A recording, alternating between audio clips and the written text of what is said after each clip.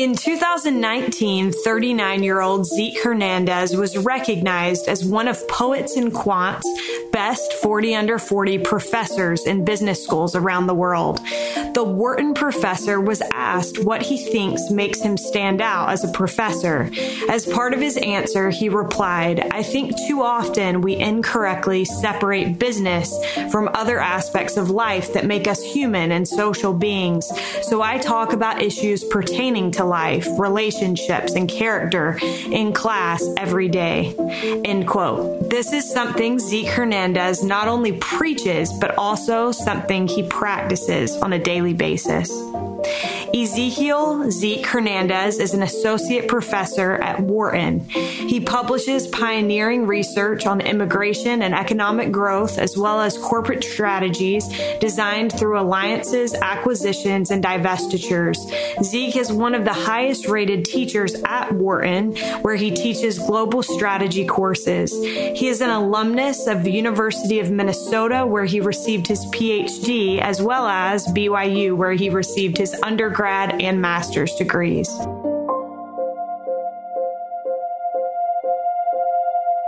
This is All In, an LDS Living podcast where we ask the question, what does it really mean to be all in the gospel of Jesus Christ? I'm Morgan Pearson, and I am so honored to have Zeke Hernandez on the line with me today. Zeke, welcome. Thanks for having me on the show, Morgan. I'm really honored. Well, I am so excited about this conversation, and I'm anxious to be able to learn more about your story, because as I prepared for this interview, I read a lot about your business background and your kind of coming to Wharton and your career there. But I get to hear more about the gospel side of your story. And so this is really, really exciting, and I'm excited to share it with other people. Zeke, your parents grew up in extreme poverty in Uruguay. I wondered if we could start by sharing a little bit of their story, because it is part of your story. And if we could we'll go way back and then we'll bring it forward, if that's okay with you. Sure. Yeah. I mean, my parents are amazing, so it's always good to talk about them. Let's start with my mom. My mother was raised in a remote farming community in Uruguay. Uruguay's a little country in South America. And, she came from a long stock of good people, good parents, honorable people, a long line of farmers who worked the land honestly and hard, but mostly toiled to put food on the table. And there wasn't much of a vision or a set of opportunities beyond that. My mom was sent to a little schoolhouse in the farming community. You had to actually go several miles on horseback. And so all the kids ages about 7 to 11 or 12 would gather. And they'd learn reading and writing and arithmetic. And the idea of the school system was that kids would get a rudimentary education and perform the basic tasks that they would have to as farmers when they were adults. And that was it. That was sort of the extent of education and opportunity. But my mom had something different in her, I guess. And when she finished that school system, she wanted to keep going to school and do more. And that led to some arguments and negotiation back and forth. Her parents were really strongly against it because in their mind, education was for the rich. You have to keep in mind that to get more education, you had to move to the city. So you had to, the whole family had to move, or they had to rent an apartment in the nearest town, and that was expensive. But somehow she prevailed, and the arrangement that they came up with was that she would get on a bus Monday morning and sort of live Monday through Friday on her own in a little bedroom, essentially on her own, and sometimes come home for the weekend. So, here's a 12-year-old girl completely alone, trying to get an education in what we would call about 6th or 7th grade. And, this was hard. She felt very poor. She felt like an awkward country girl, and it was just very, very tough. But, she managed to be the first one in her family to do high school and eventually got some extra certifications and became an elementary school teacher. My dad also came from real poverty. He was born in a town, not the countryside, but it was the poorest neighborhood of a small town, a couple hours away from the farm where my mother grew up. And he was raised by my grandma, who was a single mother. My grandma herself was raised by a single mother and couldn't go to school because she had to take care of the kids while my great-grandma worked. And so my grandma was completely illiterate, didn't know how to read or write, married very young, had 8 children, and then lost her husband to cancer before middle age. My dad was the 4th child in that family. And so you can imagine that's really tough, right? Tough circumstances, not a lot of adult guidance or role models to know what to do in life. But, there were 2 things I think that made a big difference. One of them was I believe my grandmother was aware of the disadvantages she had being illiterate. So she really tried to encourage her kids in her own way to go to school, which meant finish high school. That was sort of the extent of the vision, do high school. And my father did that. He was a smart kid and finished high school. The second thing that made a big difference, and I'll talk more about that probably later, is that my dad eventually joined the church when he was 14. His 2 older siblings, my aunt and uncle, met the missionaries. My dad was baptized at age 14. And then, where the stories converge is that my parents met in high school. They started dating, their high school sweethearts. They both eventually did high school. They both actually worked as school teachers. But at the early years of their marriage and courtship, they were very, very poor, very tough years. They weren't making much money. My dad actually had drifted a little bit from the church in his teenage years. But when they had their first child, my mom really became interested in the gospel. She joined the church. My dad's testimony was reignited, and they haven't looked back since. And that has made a big difference. Well, I love that it's clear, especially in the case of your mom, that this love for education and love for learning has been instilled in you your entire life, and valuing that and recognizing the difference when you have opportunities for education versus when you don't. So looking back, Zeke, as your parents your mom joined the church and your dad became more committed, how would you say that the gospel changed your family's trajectory? I mean, I don't know how to overstate the effect it had, right? As I was thinking about this morning, knowing that we would talk, the scripture that came to mind is John 8:32, which says, "And ye shall know the truth, and the truth shall make you free," right? And that's the best way I can put it. When my parents understood the plan of salvation and really believed it, it just completely changed their vision of everything, of their potential, of our potential, meaning their children, of the purpose of families, of life. Their ancestors and parents, they were good people. They did the best they could. But when you grow up poor, when you don't have much education, you probably inherit, false traditions, bad habits, incorrect assumptions about life. And the gospel of Jesus Christ changed everything, right? Their views on parenting, on why you get an education, on, why you should have certain good habits, what you want to teach your kids. And so it just put them on a more elevated track, on a track going in a totally different direction in life. This shows up in many ways that we probably don't have time to talk about. But, one of the things that it did is that my dad, understanding his role as husband, as father, as a person, he started pursuing more education with a totally different vision. He took night classes to get a college degree while we were little. It was, kind of tough, a lot of work. He was exhausted, but he had a vision for that, and that allowed him to get better employment, and that created some pretty unprecedented opportunities for our family. I think another way to put it, if we were talking about probabilities, right? Just think about the probability that you and I would be talking today. It's essentially 0, right? What should I be doing? I should be a farmer somewhere in Uruguay with very little education. And given my family background, the fact that I'm here and not there is because of my parents embracing the gospel and all the opportunities that came because of that. So interesting that you say that, Zeke, because I was just thinking the other day about a situation in my life where right now there's like a certain probability of something. And I had the thought, well, it doesn't really matter what the odds are when you're talking about God. And when a belief in God is part of the equation, it kind of has this ability to change everything, to change the odds for people. What you just said reminds me of this idea that we're here to to act and not be acted upon, right? I think what the gospel does is that not that our circumstances immediately change, but our circumstances act upon us, but they're not deterministic, right? We can act. And I think the gospel gives us additional tools to move beyond what the circumstances would dictate. So that just came to mind as you said that. Thanks for that. Thanks for that insight. Zeke, you grew up after being born in Uruguay. You grew up in several different countries. I know that you have a passion for people in all parts of the world. How did growing up and seeing what life was like for people in different parts of the world shape your worldview? Yeah, I mean, what you're referring to is one of the remarkable opportunities that came from my parents, not just embracing the gospel, but, embracing new educational and employment opportunities. And, that was better work. When I was 4, one of the opportunities that came our family's way is that my father got an expatriate assignment to work abroad. He was promoted and sent to work in Costa Rica.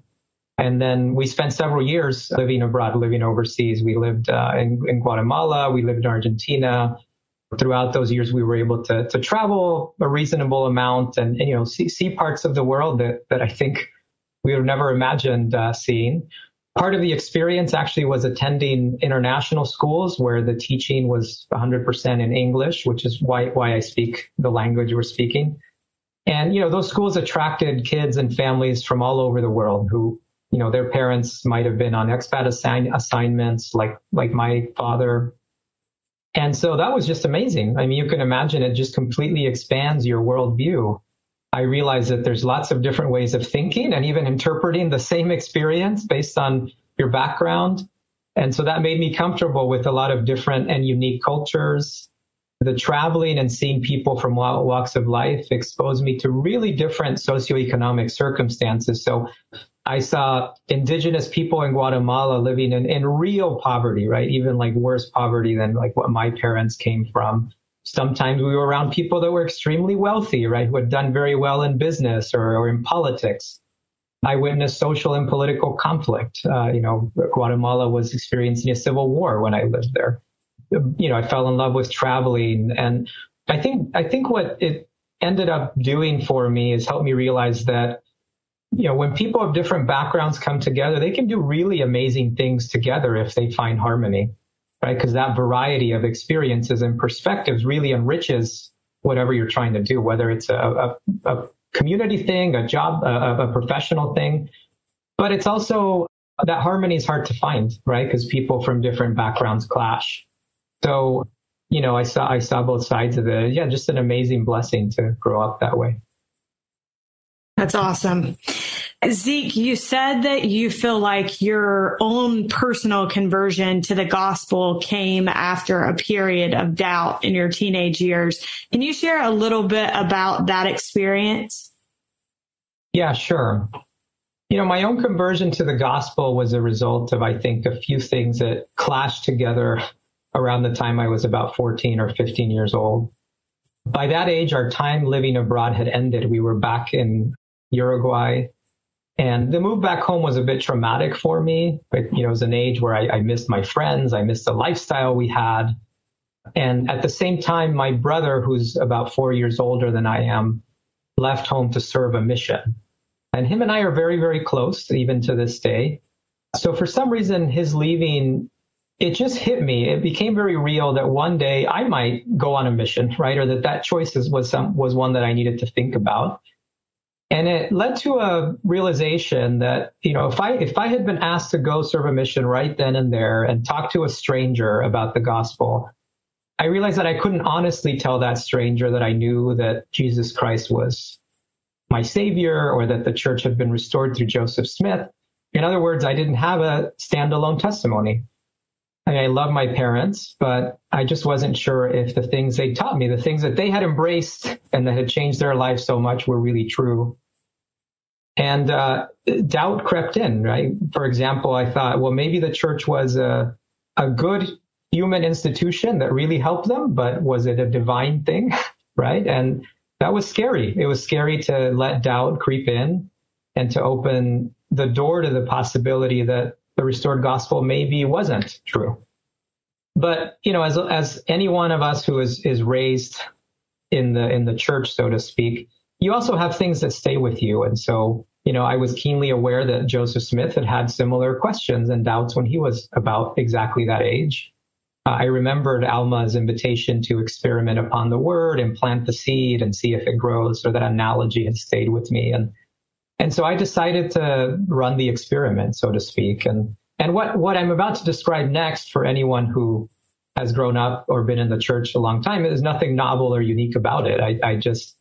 I said, well, I'm gonna try this out. So what I did was I first set the goal that I would read the Book of Mormon every day until I finished it. I hadn't done that before. And I also decided that I would pray on my knees as honestly as I could every day before reading the Book of Mormon. And then I also told myself that I'd just keep doing that until I knew one way or another if the gospel was true. And, it took several months. It would be a lie to say that, within a few days, boom, the confirmation came and I knew. I think the first thing I noticed was just that I kind of overall felt better about myself as I went about the day. There was just a little bit more of a bounce in my step. And then I noticed that my desires started to change. I was kind of more drawn to good things. I wanted to treat people more kindly. I was also drawn away from toxic people, from toxic activities. And then, many months in, I was reading the Book of Mormon one day, and I just had a really powerful experience, a really powerful confirmation that it was all true. And I knew that it was a feeling of the Spirit, that the channel between heaven and me was open. It wasn't a human emotion. It wasn't some human thought. It wasn't anything like that. It was divine, and it was beyond me. And it's one of the surest things I've ever felt. And of course, since then, I've had other confirmatory experiences, but that was the beginning. And, like I said, I know many people who are listening to this podcast understand what I'm describing. Some people might not, but the point is not that the process was unique, but it was, I knew for myself, right? And that was a real valuable thing. Yeah. Well, and the interesting thing to me is not so much that the process may not have been unique, but I think there is power in intentional effort and setting that intention. Like, this is what I desire to gain from this, and this is what I'm going to do. And I think that's awesome that you did that. How would you say now, in the position that you're in and with your career, how does the gospel shape your hunger for education and knowledge? That's a great question, because it gets at something that was, to me, really unexpected about becoming converted to the restored gospel. I mean, I certainly was open to the possibility that it wasn't, but if it was, my expectation was that I would sort of live life by the Spirit, and that would bless me in the spiritual part, the quote church or the family part of my life. And it's done that for sure. But something really unexpected happened, even at that young age, which was that the moment the Spirit came into my life, the moment I knew what it felt like and I lived by it, the light of the Spirit just supercharged my desire to seek for truth everywhere I could find it. I mean, certainly in the scriptures and the words of the prophets, but also in all the other ways that God gives us truth, whether it's through science or literature or art or nature, just all the beautiful channels that he has given us to learn things that are good for us and true. And so I didn't just learn the gospel through the Spirit. I became a better student. I became super motivated to find truth anywhere I could find it. And it just reminds me a bit of, if it's okay to quote a few scriptures here, but, in section 88, we receive the commandment to seek learning even by study and also by faith, right? But notice that it's not one or the other, it's both, and they're intimately related. And, earlier in that section, the Lord talks about all the things he wants us to learn. And I'm paraphrasing a bit, but, we might be familiar with the words of like learning things both in heaven and in earth and under the earth, things which are and which have been and which must come to pass. things that are abroad, the wars and perplexities of nations, knowledge of countries and kingdoms. And all of that is so that we will be better prepared to serve him and to serve others. And so that was a big part of my experience of the gospel. It is the knowledge and light and truth that comes into our lives in all aspects. And I think that hunger for education and knowledge is a big part of, I guess, how I experienced conversion. But it's led to a real lifelong love of learning as a way of progressing. One of my favorite scriptures is in section 50, verse 24 of Doctrine and Covenants. And it says, that which is of God is light, and he that receiveth light and continueth in God receiveth more light, and that light groweth brighter and brighter until the perfect day. And that's a great expression, I think, of what I'm talking about. And I'm sure that had a lot to do with eventually choosing an academic career for me. Well, and I wanted to ask you about that, Zeke. You were initially working as an accountant, and you recognized that was not giving you life. And so I wondered kind of if you could share a little bit about how you ended up transitioning from being an accountant and being in the business world to then entering the world of academia.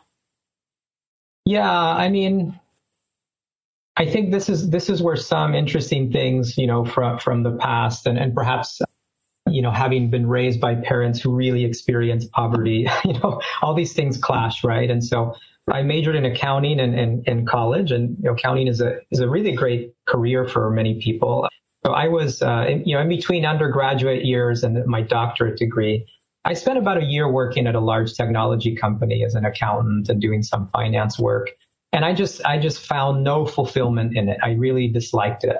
It was repetitive for me, intellectually not very stimulating. And I want to pause. I have many friends who are accountants and have great careers. And so I'm not making a general statement about them. This is not an accountant bash session. Yeah, it's not that at all. It was just not for me, right? It just felt like I wasn't in the right place. I remember, for example, looking many years ahead and thinking, well, what if I have my boss's job, right? 10 promotions down the road. And it was just clear that I didn't want to do that. I just didn't feel like I had any mission. It wasn't part of my mission, my purpose in life. So my dear wife, Kendra, and I had a lot of conversations during that time. And she said, look, I don't want you to come home feeling that way every day, right? So demoralized by what you do. And so there was a lot of introspection and prayer and fasting. And I realized that my heart really was in academia. I love teaching. I love research. I just, learning and knowledge, as I just said, is just a big part of, I guess, how I experience the world. An outsider might say you were a nerd, and they'd be right. I guess I was a nerd. So I quit my job, and I went back to school for 5 years to get a PhD and become a professor. And that was a long time with no income. To her credit, Kendra was incredibly supportive, but it's been so worth it. I love what I do. I feel that I'm doing what I'm supposed to be doing with my life. And there's a big difference waking up feeling that way versus waking up feeling that you're going to a job just for the money, because the career path I was on was very lucrative, predictably lucrative, but it just didn't feel right to do just that. Well, and I think that it's such an important note that different things give different people fulfillment, and there's not one path for every person. Zeke, how would you say that an understanding of the gospel perspective on light and knowledge, which you touched on previously from those scriptures in Doctrine and Covenants, how has our understanding of light and knowledge and the way that our knowledge goes with us into the next life shaped your approach in your work, especially as you teach students? Let me back up a little bit, right, to what I was just saying about this career change for me. I think one of the things I learned, having been in a profession where I was just in it for the money, right? Perhaps because I did not want to be poor, but not much more than that, is I just had a realization that, God wants us to work not just to provide and be self-sufficient. there was a really wise man on my mission. He actually wasn't a member of the church, but we had a decent relationship, and his motto was work is service. That was his motto. I think he was spot on, and our work, what we do every day, is one of the arenas in which we serve other people. So anyway, that's perhaps one of the lessons I got out of that. So to answer the question you just asked me, the way I would address it is that, the gospel, it informs our everyday professions if we approach our professions or what we do as one of the arenas in which we serve. And so for me, teaching future business leaders is really cool. It's a great opportunity to serve them by bringing to my classes, the best, the most cutting edge knowledge so that they're using true principles in what they do. And it also informs my research because I feel a desire to research topics that are useful or practical for the world, and to do it in a way that is true and that I'm trying to bring to bear the best that science can offer. And I think that the other dimension to that answer is that I really believe strongly that it's not just that our jobs are a big part of how we serve the world, but I think God is willing to guide us as much in our professional endeavors as he is in our gospel or church or family lives, because we serve in both of those arenas, in all of those arenas. And so I think he gives us light and truth in the professional aspects of our lives, as well as in our quote gospel lives. I think one great example of that is our prophet, President Nelson, right? I mean, he was an incredibly competent, world famous heart doctor, not just as a practitioner, as a surgeon, but also as a researcher. And one of the stories he's shared often is about how he received divine inspiration when he was developing an artificial heart, right? And he talks about how the scripture that all kingdoms have a law given unto them really inspired him to learn the laws that govern the human heart, right? He felt that there was divine help that he could draw on in that really important part of his life, his profession. And so that's kind of what I'm talking about. And that's the model that I try to follow in everything I do. Now, I'll finish with a disclaimer. I'm not trying to claim that like everything I do, everything I teach is flawless or divinely inspired, right? I think human knowledge progresses in fits and starts. Sometimes we get things right. Sometimes we get them wrong. Then we discover, a theory or evidence that supersedes outdated knowledge. And so it's not that we get it perfectly, but I think the direction matters, right? That growth in truth and knowledge matters. And why not try to seek divine help in our endeavors? Certainly in mine, I try to. I love that idea of kind of where you're trending. Are you trending in which direction? And I want to note, Zeke, that this is not just something that you're saying because you're being interviewed on a church-related podcast. In another interview that I read with you, you said, referring to your students, I really care deeply about them becoming good moral leaders. I also want them to be happy with their personal and professional choices. I think too often we incorrectly separate business from other aspects of life that make us human and social beings. I love that point. I love the idea that we kind of create these artificial separations or dividers in our own lives and think, okay, well, this is my professional life, this is my spiritual life, but really all of those things blend together. The way I would talk about that is, let me sort of address it in two parts, and I'll give you one that's like very specific to my field of business, but then one I think that is more general. So, obviously I study and teach business, and, that's business, I think, is often seen as something like dirty or kind of a heartless profession, right? One of my most hated phrases is it's not personal, it's just business, right? I'm sure you've heard this before. And, it's as if the fact that we're doing business justifies like cheating or taking advantage of someone else because, hey, this is impersonal. It's just about money or something like that. And I do know people who truly see business that way as a dog eat dog, zero sum. I'm out there to destroy you. But I don't. And I actually believe that the best business leaders don't either, because it's just one of many human endeavors. And so it's not only like unethical to have a separate code of behavior for business than for what we do in like our families or our communities. I just think it's like fundamentally illogical because they're all part of the same social world that we live in. So that's kind of the business specific take on that. The more general point, and I've thought a lot about this because I remember for some years, trying to be sort of a good, committed member of the church and disciple of Christ, thinking, why is it that I can't just spend like all my time trying to like serve God, or put myself apart and read the scriptures? And why do I have to do these other things like have a job or all these other distractions or, volunteer in the community, go buy groceries, the busy aspects of life? Why can't I just lock myself in the temple and worship God all day long? And the answer one day just hit me in a very clear way, which is like, all these other things aren't distractions. They're like exactly the point, right? Those are like the sandboxes where we serve him, where we serve God. And so it's artificial to separate like gospel and church from job or community or, whatever we do every day, my commute every day.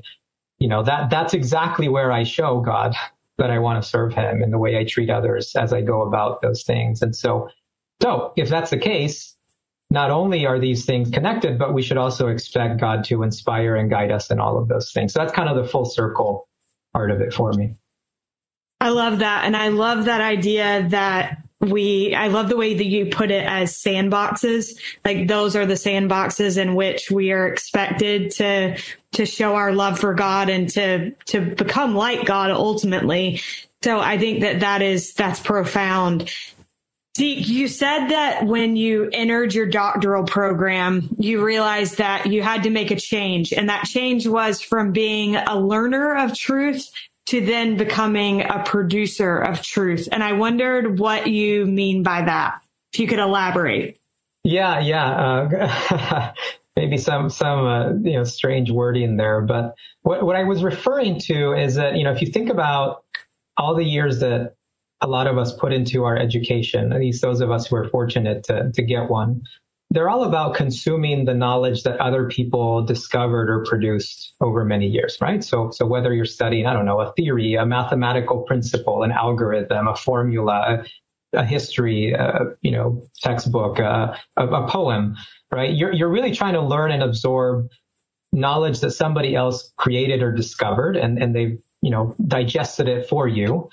You take tests that are all about how well do you absorb knowledge. And by the time most people are done with something like college, we're actually really good at consuming knowledge, right? That's, when I started a doctoral program, I was kind of like a super student. I'd proven that I could, learn really well.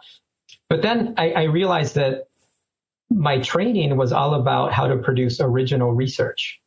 And the name of the game wasn't about learning other people's ideas, but coming up with original ideas of my own. Okay, pushing the boundaries of knowledge.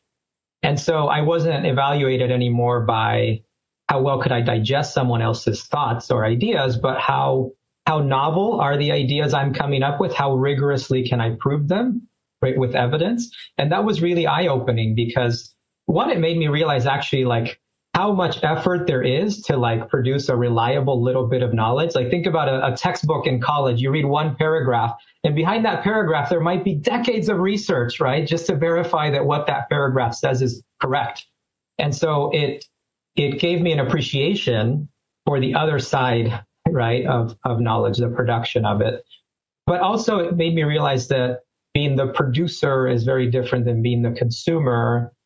For example, you have to develop a healthy skepticism about what other scientists did before you. You have to challenge it, come up with a better answer, with a better explanation. You have to go really deep into the scientific method, right? That is, how do we know that this evidence is better than that other evidence? And then you have to learn to persuade others that like your new ideas are worth it, right? That they have to like unlearn what they knew before and believe this new thing. So all of that was new. It was exciting, but it was also really intimidating because I was around like extremely smart people, right? Many of them, most of them way smarter than I am. And I thought, well, how can puny little me add anything useful to this world, right? A little bit of knowledge, a new paragraph to a textbook or something like that. And, that can be daunting. And I remember in that process, I came across a scripture that gave me both comfort and confidence. And that scripture is Abraham 3:19. And it says the following. It says, these two facts do exist, that there are two spirits, one being more intelligent than the other. There shall be another more intelligent than they. I am the Lord thy God. I am more intelligent than they all. And I was like, wow. Okay, so it actually doesn't matter how low I am in the hierarchy of intelligence, right? There might be a lot of people above me, but through the Holy Ghost, I can directly plug into the most intelligent of them all and maybe draw some inspiration that goes beyond my own wisdom to maybe, produce some of that knowledge that's useful and true, so to speak. And, that was just really, really helpful and a way to connect my job with what the gospel offers. That's amazing. I love that thought so much. Zeke, you're considered by many to be an expert on immigration. I wondered, what do you wish that people within the church understood about this topic? Because I understand it's very complex and can be at times polarizing. And why do you feel that it's something the Lord wants you to devote time to and to shed light on? Yeah, well, I would start with this.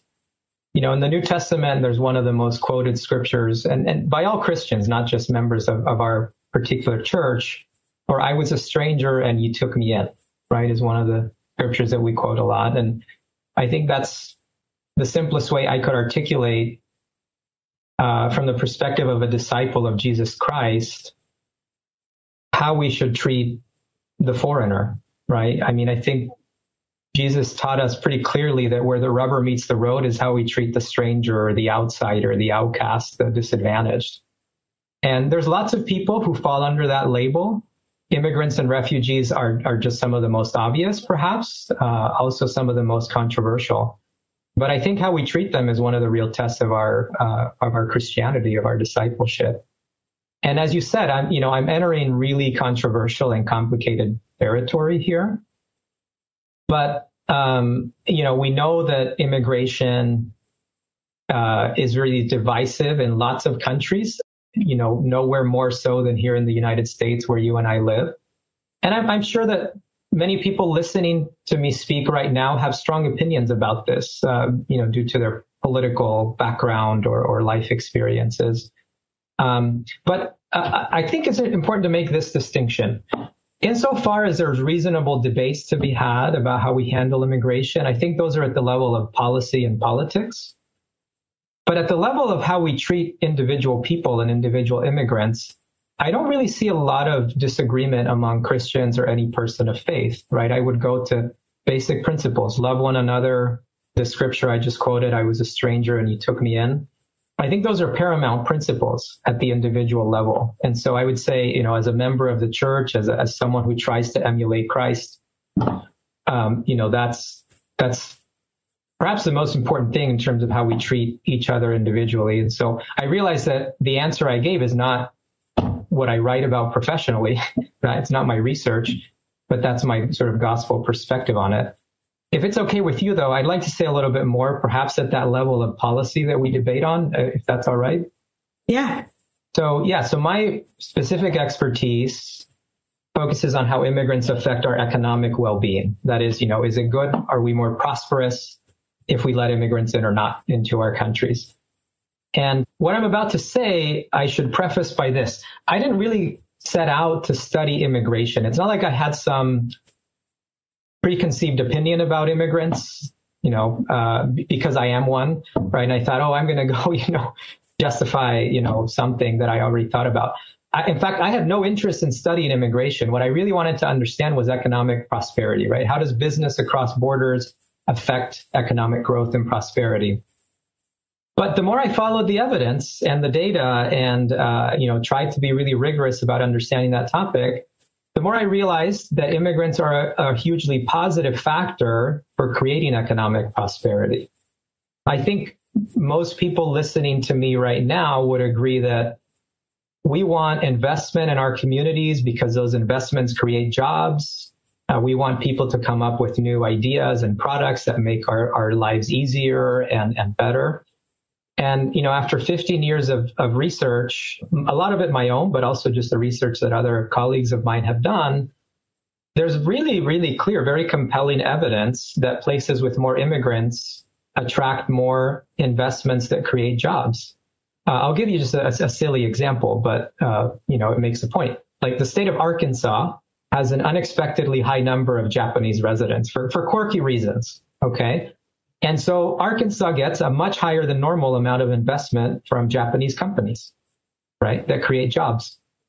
Right? Why? Because those immigrants play a big role in connecting Arkansas to the economy of Japan. And there's other research that shows that the businesses that immigrants start create more jobs. And those businesses produce a lot of the technological and product innovations that make our lives more comfortable. For example, most of us use Zoom or Google every day, right? These are companies started by immigrants. Some people like to dance salsa, right? Salsa music. That musical genre was created by immigrants in New York, right? It wasn't created in Latin America. We eat foods like tortilla wraps, right? That were also like kind of amalgams of different kinds of foods as immigrants and natives came together. So a lot of the things that make us economically better off exist thanks to immigrants. So whether it's we want jobs, investment, innovation, it turns out you can't really separate the movement of people from the movement of ideas and goods and services that make our lives better.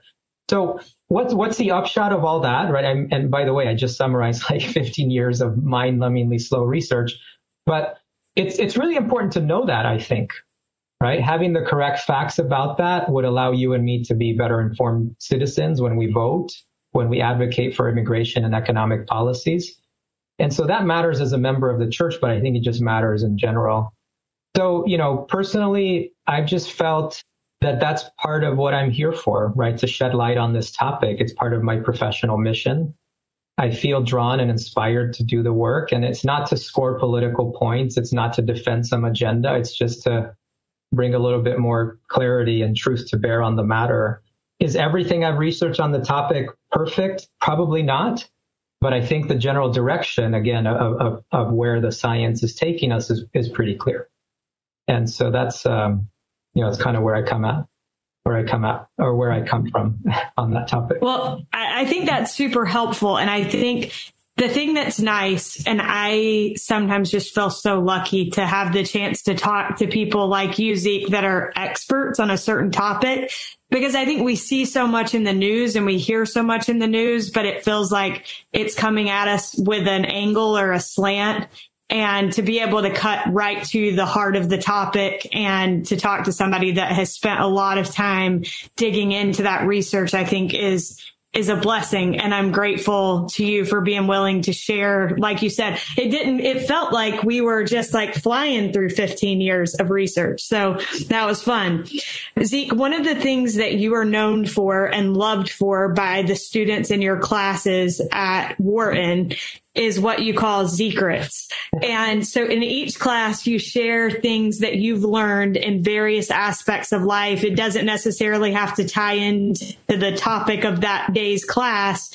But I'm curious about whether the gospel ever influences these Zekrets and whether you might be able to give us, and I imagine that we've probably touched on some as we've gone through our conversation today, but if you might be willing to give us an example of one Zekret. Yes, sure. I'd be glad to do this. I have to be a little careful with this answer for this reason. So I think, general, yes, it's given everything I just said, I think it's impossible that, the values and principles that I get from the gospel don't influence everything I do at work. So yes, that includes things I probably share with my students. Where I have to draw a line, though, and be a little careful is that also part of the professionalism I have to exhibit and the duty I have is to leave out preaching my personal religious beliefs in the classroom, right? That's not the arena to do that. I owe that as sort of respect for my students who they themselves might bring beliefs or unbeliefs, and it would be unfair for them to impose that on the classroom. So, right. In these so-called Zekrets, I don't bring anything in that that I don't believe wouldn't apply to like a pluralistic audience with many beliefs, right? So it's more general stuff that I bring in. So yeah, the point of these moments of sharing is just to try to get at this point of the inseparability between like business and life, right? And bring in things about values, things that I think can help my students perhaps have a better life or be more ethical in the decisions they make and those kinds of things. And so, we cover topics like how to choose a career, or, how to use your career for service, the importance of being thankful, how to use money wisely, things like that. But you asked for an example, so I'll give you one of the first ones I share with students in my class. So I show them a video demonstrating that actually most of us are tying our shoes incorrectly. So it turns out that the way that most of us were taught our shoes involves a knot that comes untied pretty frequently. That's why we have to retie our shoes frequently throughout the day. But there's actually a really simple solution to this. And it's just, a lot of us were taught like the bunny ears technique. And so you go over the knot in one direction. But it turns out that if you just go around the knot the other way, instead of from back to forward, you go from forward to back. Then you end up with a strong knot that doesn't come untied. And so that becomes sort of a way into talking about how there's a lot of areas in our lives where we actually think we know it all, but we actually don't, and areas that are way more important than tying our shoes. And so that then ends up in a conversation about why we often fail to see better ways of doing things. And what I suggest is that it comes down to pride, right? Pride blinds us to the ability to keep learning because we kind of think, hey, I got this, right? There's nothing more to learn. And so the cure for pride is its opposite. It's humility. And so we talk about the importance of humility in business because, business people often like to act overconfident. And I say, no, it's the opposite. You should be really humble, be willing to say, I don't know, because that humility will lead you to never stop learning or improving. And so, that's an example of flavor of what a Zekret is about. I should add one more thing, which is that I actually didn't come up with the label Zekrets. It's not like I was trying to come up with some personal branding. It's just one day before class, one of my students said, hey, are you going to share with us some life advice? And I said, yeah, I will. And he said, oh, well, why don't you start calling them Zekrets? And the other students kind of loved the label and the play on words, and it's kind of taken on a life of its own at Wharton, I guess. That's awesome. It stuck. Well, I think that's such a fun idea and a great way to start your classes. And I'm jealous of the students that get to sit in your classes, Zeke. My last question for you is, what does it mean to you to be all in the gospel of Jesus Christ? Another great question. And I knew it was coming, of course, because it's your podcast. So I have been thinking about this one. So I want to address it in two aspects or two dimensions of what it means to be all in. And I would say, to me, there's like a broad dimension and a deep dimension to it. So the broad part of it is perhaps going back to something we discussed earlier, which is all in means that the gospel is the most important aspect of our lives in all the various different roles, all the various different things that we do, right? Without any artificial separation between them, right? So we broadly apply the gospel to everything, not just to our role as, mother, father, church member, but everything we do. So it's the core of how we approach every different role we have, instead of being Christians just in some parts of our life. So it's kind of the all-encompassing part of all in. But I think then there's a deep part, right? Which is within each one of those roles or different aspects of our lives, how deeply do we apply the gospel of Jesus Christ in each one? Meaning, are we just superficial disciples, say at home or at work and in our callings? Or do we put all our heart, mind, and strength in each one of those aspects to try to really apply the gospel as best we can? So that's, both a broad and a deep answer. And it's, of course, the work of a lifetime, but it's beautiful, joyful work. Well, Zeke, I want to applaud you because I think that you are somebody that practices what you preach. I noticed I was reading an interview on Poets and Quants, which is, for those that don't know, a big MBA school website. And they were interviewing Zeke because he was being honored as one of the top 40 professors. And they asked you what your favorite book was. And you said the Book of Mormon, the actual book, not the musical. And I just thought that was so cool that in a very secular interview, you were willing to say that the Book of Mormon was your favorite book. And so I appreciate you being someone who not only says that we shouldn't separate those different aspects of our lives, but lives that. I love you for that. And I'm grateful, so grateful for your time. Thank you for taking the time to be with us today. Oh, thank you. It was a pleasure. And I hope for whoever's listening, thank you for listening. I hope it's valuable to you. We are so grateful to Zeke Hernandez for joining us on today's episode.